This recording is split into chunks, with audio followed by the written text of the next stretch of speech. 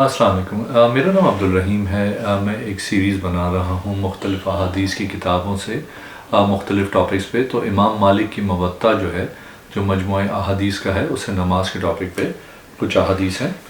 اعوذ باللہ من الشیطان الرجیم، بسم اللہ الرحمن الرحیم۔ حضرت ابو ہریرہ رضی اللہ تعالیٰ عنہ سے روایت ہے کہ فرمایا رسول اللہ صلی اللہ علیہ وسلم نے، اترتا ہے رب ہمارا ہر رات کو آسمان دنیا تک جب تہائی رات باقی رہ جاتی ہے، سو فرماتا ہے کون شخص ہے جو دعا کرے مجھ سے اور قبول کروں میں دعا اس کی، کون شخص ہے مانگے مجھ سے پس دوں میں اس کو، کون شخص ہے جو بخشش چاہے مجھ سے سو بخش دوں اس کو۔ ایک اور حدیث ہے، محمد بن ابراہیم سے روایت ہے کہ ام المومنین عائشہ رضی اللہ تعالی عنہا نے کہا،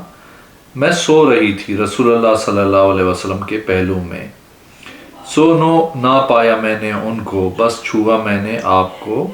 تو رکھا میں نے ہاتھ آپ صلی اللہ علیہ وسلم کے قدموں پر، اور آپ صلی اللہ علیہ وسلم سجدے میں تھے، فرماتے تھے پناہ مانگتا ہوں میں تیری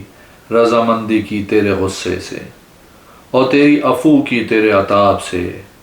اور تیری تجھ سے میں تیری تعریف نہیں کر سکتا، تو ایسا ہے جس طرح تو نے اپنی تعریف خود کی ہے۔ ایک اور حدیث ہے، حضرت طلحہ بن عبید اللہ رضی اللہ تعالیٰ عنہ سے روایت ہے کہ رسول اللہ صلی اللہ علیہ وسلم نے فرمایا افضل دعاؤں میں دعا دن عرفہ کی ہے، اور افضل ان سب کلمات ہیں جو میں نے کہیں اگلے پیغمبروں نے، لا الہ الا اللہ وحدہ لا شریک لہ۔ ایک اور حدیث ہے، حضرت عبداللہ بن عباس رضی اللہ تعالیٰ عنہ سے روایت ہے کہ رسول اللہ صلی اللہ علیہ وسلم سکھاتے تھے ان کو یہ دعا جیسے سکھاتے تھے ان کو ایک سورت قرآن کی، فرماتے تھے اے اللہ پناہ مانگتا ہوں میں تیری جہنم کے عذاب سے، اور پناہ مانگتا ہوں میں تیری قبر کے عذاب سے، اور پناہ مانگتا ہوں تیری دجال کے فتنے سے، اور پناہ مانگتا ہوں تیری زندگی اور موت کے فتنے سے۔ ایک اور حدیث ہے، حضرت عبداللہ بن عباس رضی اللہ تعالیٰ عنہ سے روایت ہے رسول اللہ صلی اللہ علیہ وسلم جب کھڑے ہوئے نماز کو عین رات میں فرماتے ہیں یا اللہ تجھ کو سزاوار ہے سب تعریفیں، تو نور ہے آسمانوں کا اور زمین کا، تجھی کو سب تعریف سزاوار ہیں، اور تو ہی قائم رکھنے والا ہے آسمانوں اور زمینوں کو، تجھی کو سب تعریف سزاوار ہے، تو ہی پروردگار ہے آسمانوں کا اور زمین کا اور ان کا جو آسمان اور زمین کے بیچ میں ہے، تو حق ہے، تیرا قول سچا ہے، تیرا وعدہ برحق ہے، تجھ سے ملنا حق ہے، جنت و جہنم حق ہے، قیامت حق ہے، اے پروردگار تیرے حکم کا میں تابعدار ہوں، اور تجھ پہ ایمان لایا اور تجھی پہ بھروسہ کیا، اور تیری ہی طرف متوجہ ہوا، اور تیری مدد میں لڑا کفار سے، اور تجھی کو میں نے حاکم بنایا جب اختلاف ہوا، سو بخش دے میرے اگلے اور پچھلے اور چھپے اور کھلے گناہ، تو میرا معبود ہے، تیرے سوا کوئی سچا معبود نہیں۔ ماشاءاللہ۔ ایک اور حدیث ہے، حضرت عبداللہ بن عبداللہ سے روایت ہے کہ عبداللہ بن عمر رضی اللہ تعالیٰ عنہ ہمارے پاس آئے بنی معاویہ میں، اور وہ ایک گاؤں ہے انصار کے گاؤں میں، تو پوچھا مجھ سے تم کو معلوم ہے کس جگہ نماز پڑھی رسول اللہ صلی اللہ علیہ وسلم نے اس مسجد میں تمہاری؟ تو کہا ہاں معلوم ہے، اور ایک کونے کو۔ میں نے بتایا، پھر پوچھا تم مجھ سے تم کو معلوم ہے وہ 3 دعائیں کون سی ہیں جو مانگی تھی رسول اللہ صلی اللہ علیہ وسلم نے؟ میں نے کہا ہاں۔ عبداللہ بن عمر رضی اللہ تعالیٰ عنہ نے کہا بتاؤ مجھ کو۔ میں نے کہا دعا کی آپ صلی اللہ علیہ وسلم نے اس امر کی کہ مسلمانوں پر کوئی دشمن ان کی غیر قوم کا یعنی کافروں میں سے مسلط نہ کرے اور ان کو قحط سے ہلاک نہ کرے، تو یہ دونوں دعائیں قبول ہو گئیں۔ تیسری دعا یہ ہے کہ مسلمان کے آپس میں کشت و خون اور جنگ نہ ہو، تو یہ دعا قبول نہ ہوئی۔ عبداللہ بن عمر رضی اللہ تعالیٰ عنہ نے کہا سچ کہا ہے تو نے، پھر کہا اب قیامت تک فساد آپس میں چلا جائے گا۔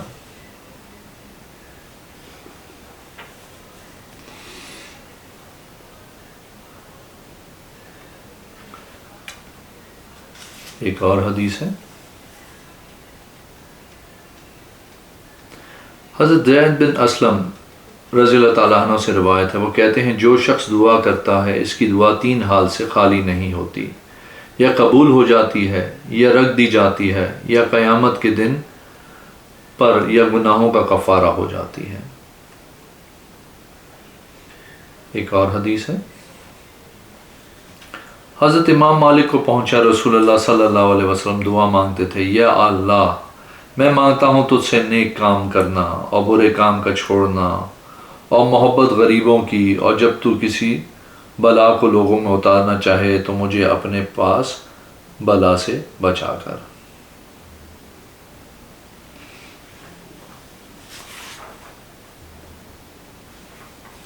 ایک اور حدیث ہے، امام مالک رحمۃ اللہ علیہ کو پہنچا رسول اللہ صلی اللہ علیہ وسلم نے فرمایا جو شخص ہدایت کی طرف بلائے تو اس کی مثال اس کے ثواب ملے گا، جو اس کی پیروی کرے کچھ کم نہ ہوگا اس کے ثواب سے، اور جو شخص گمراہی کی طرف بلائے اس پہ اتنا گناہ ہوگا جتنا پیروی کرنے والے پر ہوگا، کچھ کم نہ ہوگا پیروی کرنے والے کے گناہ سے۔ ایک اور حدیث ہے، حضرت عبداللہ داہبی رضی اللہ تعالیٰ عنہ سے روایت ہے کہ رسول اللہ صلی اللہ علیہ وسلم نے فرمایا جب آفتاب نکلتا ہے تو شیطان اس کے نزدیک ہو جاتا ہے، اور جب بلند ہو جاتا ہے تو اس سے الگ ہو جاتا ہے، پھر جب سر پہ آ جاتا ہے تو الگ ہو جاتا ہے، پھر جب ڈوبنے لگتا ہے تو نزدیک ہو جاتا ہے، پھر جب ڈوب جاتا ہے الگ ہو جاتا ہے، اور منع کیا رسول اللہ صلی اللہ علیہ وسلم نے ان ساعتوں میں نماز پڑھنے سے۔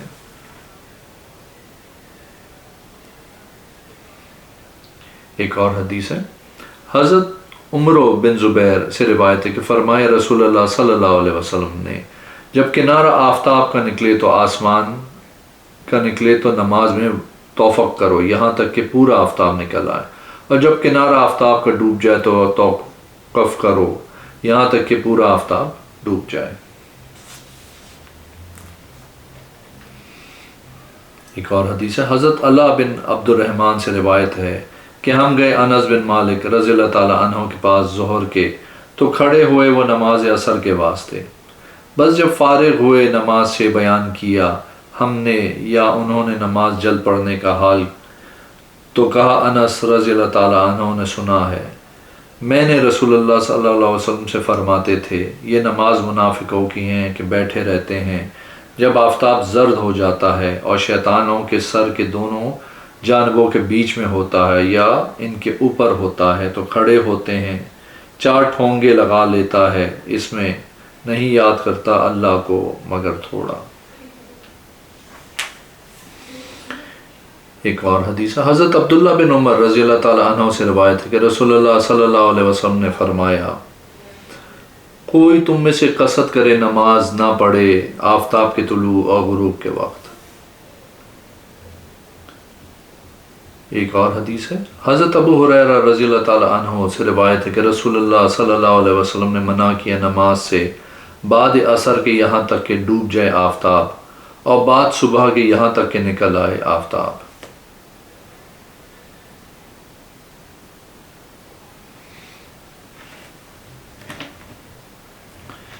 ایک اور حدیث ہے،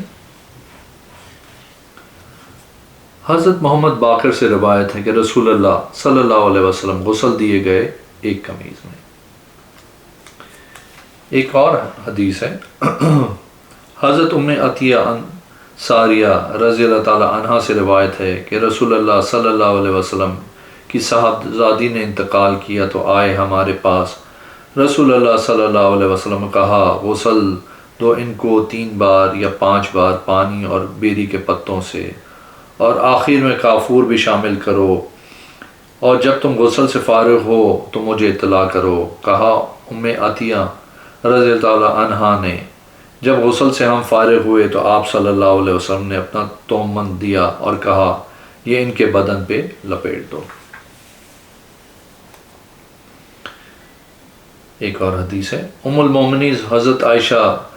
رضی اللہ تعالیٰ عنہ سے روایت ہے کہ رسول اللہ صلی اللہ علیہ وسلم کفن دیے گئے 3 سفید کپڑوں میں جو سہول کے بنے ہوئے تھے، نہ ان میں قمیص تھا نہ امامہ۔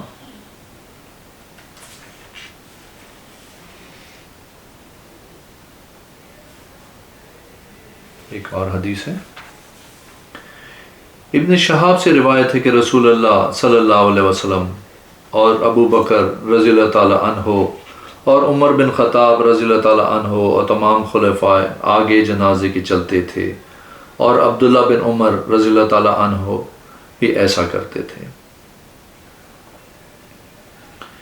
ایک اور حدیث ہے، حضرت ربیعہ بن عبداللہ بن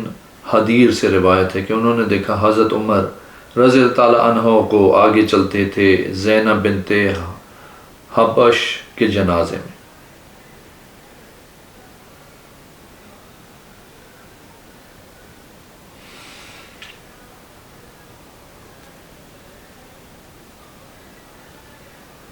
ایک اور حدیث ہے، حضرت آسمہ بنت ابی بکر رضی اللہ تعالی عنہ نے کہا اپنے گھر والوں کو، میں جب مر جاؤں تو میرے کپڑوں کو خوشبو سے بسانا، پھر میرے بدن پہ خوشبو لگانا،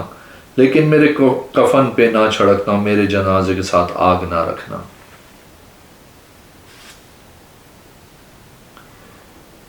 حضرت ابو ہریرہ رضی اللہ تعالی عنہ نے منع کیا کہ ان کے جنازے کے ساتھ آگ رکھی جائے۔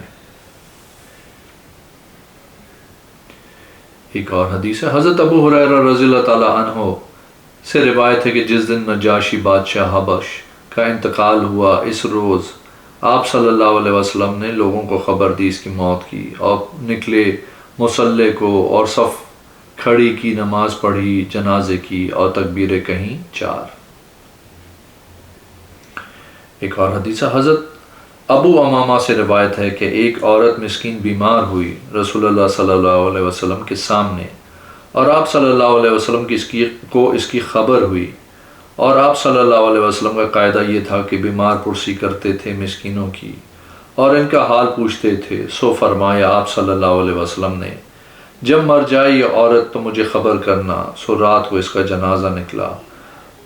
اور صحابہ نے ناپسندیدہ کیا کہ جگائیں رسول اللہ صلی اللہ علیہ وسلم کو۔ جب صبح ہوئی تو اس کی کیفیت معلوم ہوئی، فرمایا آپ صلی اللہ علیہ وسلم نے، میں نے تو تم سے کہا تھا کہ مجھے خبر دینا۔ صحابہ رضی اللہ تعالی عنہ نے فرمایا، یا رسول اللہ صلی اللہ علیہ وسلم، ہم آپ کو جگانا اور رات کو باہر نکلنا ناگوار ہوا۔ سو نکلے رسول اللہ صلی اللہ علیہ وسلم اور صف باندھی اس کی قبر پر اور 4 تکبیرات کہیں۔ اگر آپ نے میرے چینل کو ابھی تک سبسکرائب نہیں کیا تو پلیز کیجئے، اس ویڈیو کو لائک کیجئے۔ اگلی ویڈیو میں انشاءاللہ حاضر ہوں گا۔ اللہ حافظ۔